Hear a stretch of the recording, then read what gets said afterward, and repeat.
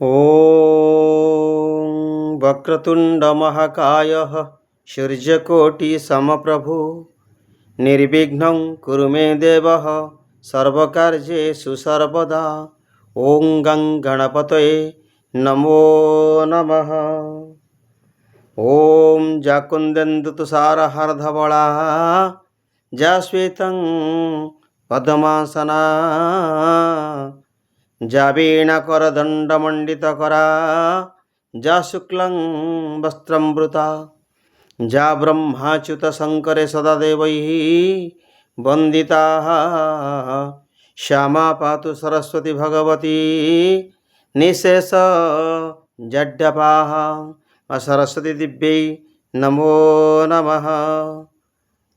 हे मोर आत्मीय स्वजन माने मोर गुरुजन माने पौराणिक कथा को नहीं आज मोर समस्त गुरुजन मान पाखरे श्री भगवान शिव शंकर रूप गोटे कथा व्याख्या करने चाहूँगी ये प्रसन्न महापात्र जहाँकि आपण शुणिले ता निश्चिंत आपण जीवन में एक सुखमय प्रदान कर भगवान आशुतोषंकर से पवित्र गाथा को शुणिले सदासर्वदा कान आपणकर दुई कर्ण अध्य आनंद लाभ कर एवं आत्मा मध्य शांति प्रदान प्राप्त हो।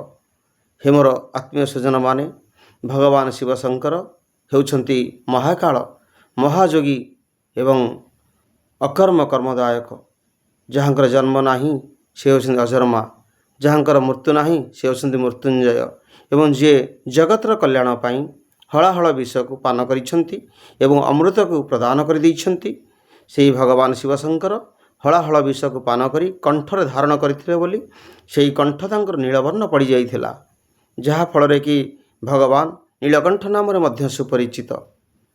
भगवानकर ये पवित्र गाथा समस्त शुणिला माने समस्त को अति आनंद प्रदान करिवो। हे मोर गुरुजन माने से पवित्र गाथा को समस्त आगे पहुँचे देवाई प्रयास करिछि जे आपण मानकर आशीर्वाद मो पई सदा सर्वदा पथ प्रदर्शक हेबो। जय जगन्नाथ प्रभु। भगवान का हाथ में त्रिशूल आसला क्योंठू भगवान कहीं अन्य अस्त्र धरिले नहीं से कहीं भगवान शिवशंकर त्रिशूल हस्त धरिछंती। त्रिशूल अर्थात तीनोटी शूल थिबा अर्थात तीनोटी मुनिया अंश थिबा त्रिशूल तांको प्रदान करथिले किए से यह होची एक गूढ़ रहस्य। भगवान शिवशंकर से त्रिशूल को धारण करने पर तांकर जे शक्ति असीम शक्ति से त्रिशूल भितर थाए ताहा केही जानी पारते नाही। सर्वदेवादेवी मध्य आश्चर्यित होइथिले ताहारी उपरे एक पुराण व्याख्या करने को जाउछि।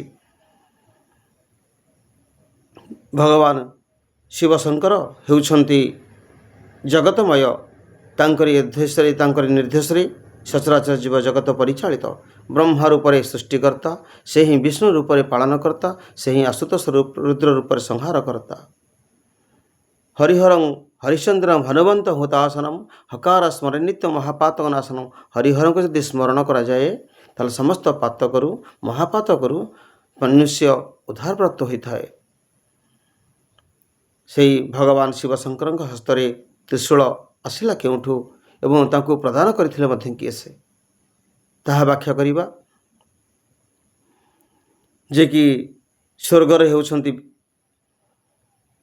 निर्माणकर्ता जे कि विश्वकर्मा से विश्वकर्मा होउछंती स्वर्गर सृष्टिकर्ता समस्त से वर्णना करछंती एवं समस्त से निर्माण मध्य करंती।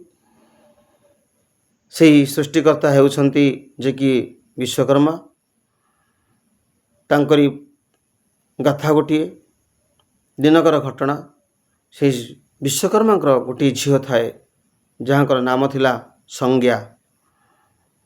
से संज्ञा को विश्वकर्मा भगवान सूर्यनारायण को समर्पित करदेले अर्थात जब कुसुम संकाशं काश्यपेय महाज्योति तमरी सर्व पापाघ्रम प्रणतस्मी दिवाकर। से सूर्य देवता को जहाँकर प्रचंड किरण समग्र विश्व संसार को आनंद मुखरित देउछि। केतेबेले शीतल पवन समीर सहित मिसी जाइछि तो केतेबेले मध्य ଗ୍ରୀଷ୍ମ ପ୍ରବାହରେ ସମଗ୍ର ବିଶ୍ୱ ସଂସାର ମଧ୍ୟ ପ୍ରଜ୍ୱଳିତ କରୁଛି, ଉତ୍ତାପରେ ପ୍ରଜ୍ୱଳିତ ହୋଇସାରି ଚାଲିଛି।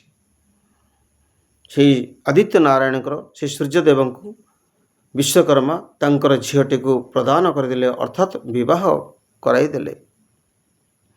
ସଂଜ୍ଞା ଥିଲେ ପତିବ୍ରତା ନାରୀ, ଭଗବାନ ସୂର୍ଯ୍ୟଙ୍କୁ ଉପାସନା କରୁଥିଲେ, ପୂଜା କରୁଥିଲେ, କିନ୍ତୁ ସୂର୍ଯ୍ୟଙ୍କର ଉପାସନା କରିବା ପରେ, ପୂଜା ଅର୍ଚ୍ଚନା କରିବା ପରେ ତାଙ୍କର ସ୍ୱାମୀର ମୁଖମଣ୍ଡଳକୁ ମଧ୍ୟ ଦର୍ଶନ କରିପାରିଲେ ନାହିଁ। ସଂଜ୍ଞା ବଡ଼ ଚିନ୍ତାରେ ପଡ଼ିଗଲେ। ତାଙ୍କର ପିତାଙ୍କ ପାଖରେ ଯାଇ ନିବେଦନ କଲେ, ହେ ପିତୃଦେବ, ମୋତେ ସୂର୍ଯ୍ୟନାରାୟଣଙ୍କ ସହିତ ବିବାହ କରାଇଲେ ସତ, କିନ୍ତୁ ମୁଁ ଆଜି ପର୍ଯ୍ୟନ୍ତ ମୋ ସ୍ୱାମୀଙ୍କର ଦର୍ଶନ ଟିକିଏ ପାଇଲି ନାହିଁ, ତାଙ୍କର ରୂପ ମଧ୍ୟ ଦର୍ଶନ କରିଲି ନାହିଁ। ତାଙ୍କର ଏଭଳି ଭାବରେ ପ୍ରଚଣ୍ଡ କିରଣ, ପ୍ରଚଣ୍ଡ ରଶ୍ମି, ଯାହାକି ମୋର ନୟନ ଦୁଇଟିକୁ, ଆଖି ଦୁଇଟିକୁ ସଦାସର୍ବଦା ଆଲୋକ ଉଜ୍ଜ୍ୱଳିତମୟ କଲା, ଯାହାକି ମୁଁ ତାଙ୍କ ଦର୍ଶନ ମଧ୍ୟ ଟିକିଏ ପାଇପାରିଲି ନାହିଁ। ଏହାଫଳରେ ବିଶ୍ୱକର୍ମା ସୂର୍ଯ୍ୟନାରାୟଣଙ୍କୁ ଉପାସନା କଲେ। ସେ ହେଉଛନ୍ତି ଜାମାତା, ତାଙ୍କୁ ଉପାସନା କଲେ, ତାଙ୍କର ବ୍ରତ ମଧ୍ୟ ପାଳନ କଲେ, ତାଙ୍କୁ ମଧ୍ୟ ପୂଜା ଅର୍ଚ୍ଚନା କରି ସନ୍ତୁଷ୍ଟ ଲାଭ କରାଇଲେ। ଯାହାଫଳରେ କି ସୂର୍ଯ୍ୟନାରାୟଣ କହିଲେ, ହେ ବିଶ୍ୱକର୍ମା, ତୁମେ ଯେଉଁଥିପାଇଁ କରୁଛ, ଏସବୁ କାର୍ଯ୍ୟ କରୁଛ, ତାହା ମୁଁ ତୁମର ନିଶ୍ଚିନ୍ତ ପୂରଣ କରିବି, ତୁମେ ଏଥିରେ ବିଳମ୍ବ କର ନାହିଁ। ବିଶ୍ୱକର୍ମା କହିଲେ, ଠିକ୍ ଅଛି ପ୍ରଭୁ, ମୋର ଯେ ଝିଅ, ମୋ ଯେଉଁ କନ୍ୟା ଆପଣଙ୍କୁ ପ୍ରଦାନ କରିଛି, ସେ କନ୍ୟା ଆଜି ପର୍ଯ୍ୟନ୍ତ ସ୍ୱାମୀର ଆନନ୍ଦ ବା ମୁଖ ମଧ୍ୟ ଦର୍ଶନ କରିପାରିଲା ନାହିଁ, କି ସାନ୍ନିଧ୍ୟ ମଧ୍ୟ ଲାଭ କରିପାରିଲା ନାହିଁ। ତେଣୁକରି ହେ ସୂର୍ଯ୍ୟନାରାୟଣ, ହେ ସହସ୍ରାଂଶୁ, ହେ ଆଦିତ୍ୟ ନାରାୟଣ, ତୁମର ସେହି ଦର୍ଶନ ଟିକେ ମୋର ଝିଅକୁ ପ୍ରଦାନ କରନ୍ତୁ ଏବଂ ତୁମର ସାନ୍ନିଧ୍ୟ ଟିକେ ଲାଭ କରନ୍ତୁ। ତାଙ୍କୁ ସୂର୍ଯ୍ୟନାରାୟଣ ତଥାସ୍ତୁ କହି ସମସ୍ତ କାର୍ଯ୍ୟ ସମାପନ କରିବା ପାଇଁ ନିର୍ଦ୍ଦିଷ୍ଟ ନେଲେ। କଲେ କ'ଣ ନା, ସୂର୍ଯ୍ୟଙ୍କର ଯେଉଁ ପ୍ରଚଣ୍ଡ କିରଣ, ସେ ପ୍ରଚଣ୍ଡ କିରଣକୁ ଚାରିଭାଗରେ ବିଭକ୍ତ କରିଦେଲେ। ସପ୍ତ ଅଶ୍ୱ ଯାହାଙ୍କର ରଥରେ ସଦାସର୍ବଦା ଆତଯାତ କରୁଥାନ୍ତି, ସେହି ସପ୍ତ ଅଶ୍ୱଙ୍କର ସହିତରେ ସୂର୍ଯ୍ୟନାରାୟଣ, ଯିଏକି ଦିନରାତି ସଦାବେଳ କରୁଥାନ୍ତି, ସେହି ସୂର୍ଯ୍ୟନାରାୟଣ ବିଶ୍ୱକର୍ମାଙ୍କର କଥାରେ ତାଙ୍କର ଝିଅକୁ ଦର୍ଶନ ଦେବା ପାଇଁ, ତାଙ୍କର ପତିଙ୍କୁ ଦର୍ଶନ ଦେବା ପାଇଁ, ସଂଜ୍ଞାଙ୍କୁ ଦର୍ଶନ ଦେବା ପାଇଁ ସୂର୍ଯ୍ୟନାରାୟଣ ସେ ତାଙ୍କର ପ୍ରଖଣ୍ଡ ବା ପ୍ରଚଣ୍ଡ କିରଣକୁ ଚାରିଭାଗରେ ବିଭକ୍ତ କରିଦେଇ ତିନୋଟି ଭାଗକୁ ପୃଥିବୀ ବକ୍ଷରେ ଅର୍ପଣ କରିଦେଲେ ଏବଂ ଗୋଟିଏ ମାତ୍ର ତାଙ୍କର ବିକିରଣକୁ ନିଜ ତେଜ ମଧ୍ୟରେ ରଖିଲେ। ସେହି ପ୍ରଚଣ୍ଡ ବିକିରଣ ଯାହାଫଳରେ କି ସମଗ୍ର ପୃଥିବୀ ସଂସାରକୁ, ସମଗ୍ର ବିଶ୍ୱ ସଂସାରକୁ ପ୍ରଜ୍ୱଳିତ କଲା। ତାହାରି ଉତ୍ତାପରେ ସମସ୍ତ ଜୀବଜନ୍ତୁମାନେ ମଧ୍ୟ ବିନାଶ ହେବାର କାରଣ ଦେଖାଦେଇଗଲା। ଏହା ସହି ନ ପାରି ମାତା ଧରିତ୍ରୀ ସୂର୍ଯ୍ୟନାରାୟଣଙ୍କୁ ଉପାସନା କଲେ ଏବଂ ବିଶ୍ୱକର୍ମା ମଧ୍ୟ ଉପାସନା କଲେ, ଭଗବାନ ଶିବଶଙ୍କର ମଧ୍ୟ ଉପାସନା କଲେ ଏବଂ ତାଙ୍କୁ ମଧ୍ୟ କରପତ୍ର ଯୋଡ଼ି ପ୍ରଣାମ କଲେ। କହିଲେ, ହେ ପ୍ରଭୁ, ଏ ଉତ୍ତାପ ଯେ ସମଗ୍ର ବିଶ୍ୱ ସଂସାର ପ୍ରଜ୍ୱଳିତ କରୁଛି ଏବଂ ତାକୁ ସହ୍ୟ କରିବା ମଧ୍ୟ ମୋ ପକ୍ଷରେ କେବେଳେ ସମ୍ଭବ ନୁହେଁ, ତେଣୁ ଆପଣ ଏହାକୁ ଯଥାଶୀଘ୍ର ଏହି ସୂର୍ଯ୍ୟଙ୍କର ପ୍ରଚଣ୍ଡ କିରଣକୁ ଆପଣଙ୍କ ହସ୍ତରେ ସମର୍ପଣ କରନ୍ତୁ, ନିଜ ହସ୍ତରେ ରଖନ୍ତୁ। ଏହା କହିସାରିବା ପରେ ଯେ ବିଶ୍ୱକର୍ମା ସେହି ତିନୋଟି ଯାକ ତିନି ଭାଗ ସୂର୍ଯ୍ୟଙ୍କର ଯେଉଁ ତିନି ଭାଗ ପୃଥିବୀ ବକ୍ଷ ରଖିଥିଲେ, ସେ ତିନି ଭାଗକୁ ଏକତ୍ରିତ କରି ସେଥିରେ ତିଆରି କଲେ ତ୍ରିଶୂଳ। ଯେଉଁ ତ୍ରିଶୂଳ କି ପ୍ରଚଣ୍ଡ କିରଣରେ ଯାହା ପ୍ରଜ୍ୱଳିତ କରୁଥିଲା, ସମଗ୍ର ବିଶ୍ୱ ସଂସାରକୁ ଜାଳି ଦେବାକୁ, ଭସ୍ମଭୀତ କରିଦେବାକୁ ବସିଥିଲା, ସେହି ପ୍ରଚଣ୍ଡ କିରଣକୁ ନେଇ, ତିନି ଭାଗ କିରଣକୁ ନେଇ ବିଶ୍ୱକର୍ମା ନିର୍ମାଣ କଲେ ତ୍ରିଶୂଳ। ସେ ତ୍ରିଶୂଳ ଯେତେବେଳେ ଭଗବାନ ଶିବଶଙ୍କରଙ୍କୁ ଅର୍ପଣ କରିବାକୁ ଯାଉଛନ୍ତି, ସେ ତ୍ରିଶୂଳର କାହାର ଶକ୍ତି ନଥିଲା, କାହାର ମଧ୍ୟ ଧୈର୍ଯ୍ୟ ନଥିଲା, କାହାର ମଧ୍ୟ ବଳ ସତ୍ସାହସ ନଥିଲା ସେହି ତ୍ରିଶୂଳକୁ ଧାରଣ କରିବା ପାଇଁ। ଦେବାଧିଦେବ ମହାରୁଦ୍ର ଦେବ ଯେ ସଂସ୍ଥାନବାସୀ ସଦାସର୍ବଦା ଜାଗ୍ରତ ରହନ୍ତି, ସଦାସର୍ବଦା ଜଗତର କଲ୍ୟାଣ ସାଧନ କରିଥାନ୍ତି, ସେହି ଭଗବାନ ଶିବଶଙ୍କରଙ୍କ ପାଖରେ ସମର୍ପିତ କରିଦେଲେ ନେଇ ବିଶ୍ୱକର୍ମା। ହେ ପ୍ରଭୁ ଦେବାଧିଦେବ ମହାରୁଦ୍ର ଦେବ, ହେ ଯୋଗେଶ, ହେ ତ୍ରିଲୋକେଶ, ତୁମେ ଏହି ତ୍ରିଶୂଳଟିକୁ ନିର୍ମାଣ କରିଥିବା ତ୍ରିଶୂଳଟିକୁ ଆପଣ ଧାରଣ କରନ୍ତୁ। ଭଗବାନ ଶିବଶଙ୍କର ଆଶ୍ଚର୍ଯ୍ୟ ହୋଇଗଲେ, ଏ ତ୍ରିଶୂଳ ତୁମ ପାଖକୁ ଆସିଲା କିଭଳି?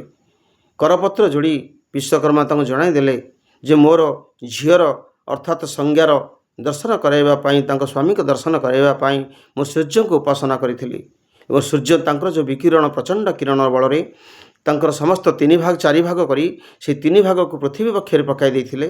ତାକୁ ମୁଁ ନିର୍ମାଣ କରିଛି ତ୍ରିଶୂଳ ଏବଂ ଗୋଟିଏ ଅଂଶ ମାତ୍ର ତାଙ୍କର ବିକିରଣ ସୂର୍ଯ୍ୟଙ୍କ ପାଖରେ ରହିଥିଲା। ସେହି ସୂର୍ଯ୍ୟଙ୍କ ଗୋଟିଏ ଅଂଶ ଯେଉଁ ରହିଥିଲା ବିକିରଣଟି, ସେହି ଗୋଟିଏ ଅଂଶରେ ମୋର ଯିଏକି କନ୍ୟା ସଂଜ୍ଞା ତାହା ସୂର୍ଯ୍ୟନାରାୟଣଙ୍କୁ ଦର୍ଶନ କରିପାରିଥିଲେ ଏବଂ ତାଙ୍କୁ ଉପାସନା କରି ସାନ୍ନିଧ୍ୟ ଲାଭ କରିଥିଲେ। ସେହି ଦିନଠାରୁ ବିଶ୍ୱକର୍ମା ଯେତେବେଳେ ନିର୍ମାଣ କରିଥିବା ସେହି ତ୍ରିଶୂଳଟିକୁ ଭଗବାନ ଶିବଶଙ୍କର ହିଁ ଧାରଣ କରିଥିଲେ। ସମସ୍ତ ଦେବାଦେବୀମାନେ ଆଶ୍ଚର୍ଯ୍ୟ ହୋଇପଡ଼ିଥିଲେ ଯେ ଏହି ପ୍ରଚଣ୍ଡ କିରଣ ସୂର୍ଯ୍ୟଙ୍କର ପ୍ରଚଣ୍ଡ କିରଣ 3 ଭାଗର ଅଂଶ ଯେ ଭଗବାନ ଶିବଶଙ୍କର କିଭଳି ଭାବରେ ସହ୍ୟ କରିପାରିଥିଲେ। ଯେ ଜଗତର କଲ୍ୟାଣ ପାଇଁ ଅମୃତକୁ ପ୍ରଦାନ କରିଛି, ହଳାହଳ ବିଷକୁ ପାନ କରିଛନ୍ତି, ସେହି ପ୍ରଭୁ ଜଗତ ଚିନ୍ମୟ ମହାରୁଦ୍ର ଦେବତଲ୍ଲିକନାଥ ସେହି ହଳାହଳ ବିଷକୁ ପାନ କରିଥିବା ଶିବଶଙ୍କର ସୂର୍ଯ୍ୟଙ୍କର 3 ଭାଗ ଅଂଶକୁ ସେହି ତ୍ରିଶୂଳକୁ ଧାରଣ କରିନେଲେ। ସେହି ଦିନଠାରୁ ଭଗବାନ ଶିବଶଙ୍କରଙ୍କ ହସ୍ତରେ ତ୍ରିଶୂଳ ଶୋଭା ପାଇଥିଲା ଏବଂ ସମଗ୍ର ବିଶ୍ୱ ସଂସାରକୁ ରଖିବା ପାଇଁ ଭଗବାନ ଶିବଶଙ୍କର ଜଗତର କଲ୍ୟାଣ ପାଇଁ ସେ ତାଣ୍ଡବ ନୃତ୍ୟ ଯେତେବେଳେ ସଦାସର୍ବ ଉନ୍ମୋଚନ ହୋଇଥିଲେ, ସେତେବେଳେ ତାଙ୍କର ହସ୍ତରେ ଥିବା ଡମ୍ବରୁ 2ଟି ତ୍ରିଶୂଳ ସହିତ ବାଜିବାକୁ ମଧ୍ୟ ଲାଗିଥିଲା। ସମସ୍ତେ ଆନନ୍ଦ ମୁଖରିତ ହୋଇଥିଲେ ଭଗବାନଙ୍କ ତାଣ୍ଡବରେ। ସେହି ଦିନଠାରୁ ଭଗବାନ ଶିବଶଙ୍କରଙ୍କ ହସ୍ତରେ ତ୍ରିଶୂଳ ଶୋଭା ପାଇଥିଲା। ବିଶ୍ୱକର୍ମା ଦେଇଥିବା ତ୍ରିଶୂଳଟିକୁ ଶୋଭା ପାଇଥିଲା ଏବଂ ଜଗତର ଭଗବାନ ମଧ୍ୟ କଲ୍ୟାଣ ସାଧନ କରିଥିଲେ ଏବଂ ସଂଜ୍ଞା ମଧ୍ୟ ତାଙ୍କର ସ୍ୱାମୀ ଯିଏକି ରବିନାରାୟଣଙ୍କୁ ଆଦିତ୍ୟନାରାୟଣଙ୍କର ଦର୍ଶନ ଲାଭ କରି ତାଙ୍କ ସାନ୍ନିଧ୍ୟ ଲାଭ କରିଥିଲେ। ଏହା ହିଁ ଭଗବାନ ଶିବଶଙ୍କର ହସ୍ତରେ ଥିବା ତ୍ରିଶୂଳର ବ୍ୟାଖ୍ୟା। ଜୟ ଜଗନ୍ନାଥ।